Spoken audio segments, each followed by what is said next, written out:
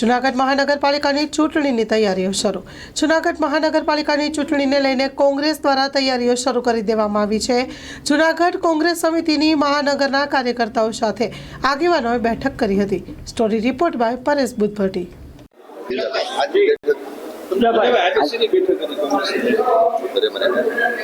આજે ગુજરાત પ્રદેશ કોંગ્રેસ દ્વારા જૂનાગઢ મહાનગરપાલિકાના ચૂંટણીની તૈયારીના ભાગ તરીકે આજે જૂનાગઢ ખાતે આ બીજી બેઠક બોલાવવામાં આવી છે અને આજની બેઠકમાં કોંગ્રેસ પક્ષના જેટલા સેલોના ડિપાર્ટમેન્ટ છે એ ડિપાર્ટમેન્ટના ચેરમેનશ્રીઓ અને એમના આગેવાનોને બોલાવીને મહાનગરપાલિકાના ચૂંટણીના સંદર્ભે આવનારી ચૂંટણી કોંગ્રેસ પક્ષ જીતે,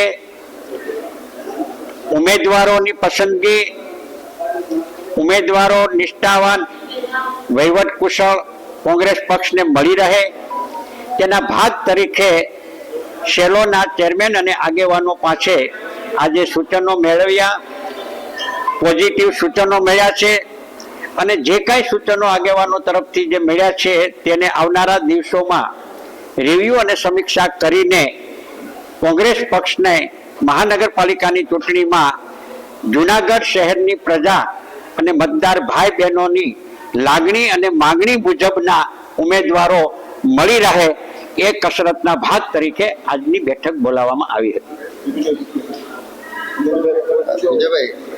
ક્યાંક અસંતોષ જોવા મળે. સ્વાભાવિક છે કે ઘર હોય ત્યાં વાસણ ભભડે અને વાસણ ભભડે તો સ્વાભાવિક રીતે એને શાંત કરવા માટે કે જે નાની મોટી કોઈ ઇસ્યુ હોય કે કોઈ ત્રુટીઓ હોય તો એ ત્રુટીઓ અને રજૂઆત કરવાનો બધાને અધિકાર છે. કોંગ્રેસ પક્ષમાં આંતરિક લોકશાહી છે અને આંતરિક લોકશાહી છે ત્યારે લોકશાહીની માધ્યમ દ્વારા મુક્ત મને પોતાનો વિચાર, પોતાની રજૂઆત એ કરી શકે છે. ભાજપમાં રજૂઆત કરવા માટેની આ સ્થિતિ નથી. અમારે ત્યાં મુક્ત મને વાત કરી શકે અને એમને જે કાંઈ કહેવું હોય તો એ પક્ષના મોવડી મંડળ માટે રજૂઆત કરી શકે અને એ રજૂઆતને આધારે જે કાંઈ જરૂરી કાર્યવાહી કરવાની થતી હોય એ કાર્યવાહી કરીને આગળ ચલાવે. જે કાર્યકરો છે તેમના દ્વારા એવી પણ રજૂઆત કરવામાં આવી છે કે પહેલા મેયરનું નામ જાહેર કરવું પડે. કોંગ્રેસ પક્ષની આંતરિક બાબત છે. મેં કીધું એ પ્રમાણે પક્ષમાં લોકશાહી છે અને બધા આગેવાન કાર્યકર્તાઓને પોતાની વાત રજૂ કરવાનો અધિકાર છે અને એ અધિકારની આધારે રજૂ કરી શકે, પણ પક્ષના મોવડી મંડળ સાથે વાત કરીને મેયર જાહેર કરવા ન કરવા એ હાઈકમાન્ડનો નિર્ણય છે અને હાઈકમાન્ડ નિર્ણય કરશે. ભાજપમાં જેમ છે કે સિનિયર નેતાઓની બાદબાકી છે, કોંગ્રેસમાં પણ આક્ષેપબાજી થાય છે, શું કહેશો? કેમ સિનિયર નેતાઓની બાદબાકી થાય છે, સિનિયર નેતાઓ નારાજગી છે, એને ગણતા નથી, બોલાવવામાં આવતા નથી?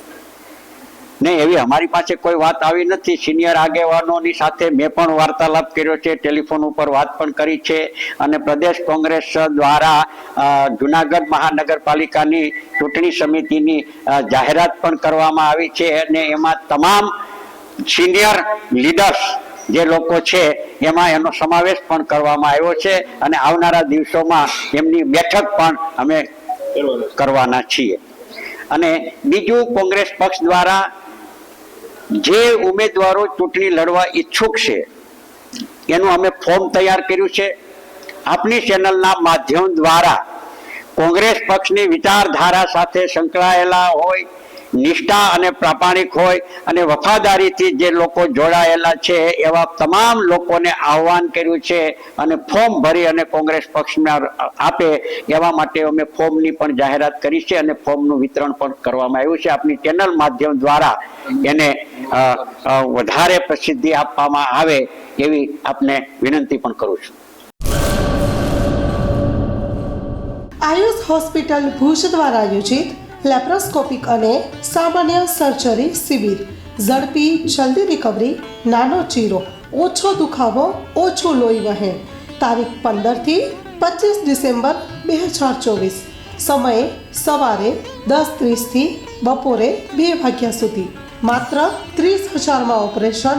10 વર્ષથી રાહત દરે સારવાર આપતી ગુજરાતની સૌથી મોટી ચેઇન હોસ્પિટલ એટલે આયુષ હોસ્પિટલ. આયુષ હોસ્પિટલ ભુજ દ્વારા આયોજિત લેપ્રોસ્કોપિક અને સામાન્ય સર્જરી શિબિર. વધુ માહિતી માટે સંપર્ક કરો મિસ્ટર ઝાલા. Mobile number 7874188889. સરનામું નોંધી લેશો. City mall compound, GK general hospital પાછળ, કેમ્પ એરિયા, ભુજ, કચ્છ. તમામ અગ્રણી કંપનીની કેશલેસ સુવિધા ઉપલબ્ધ છે.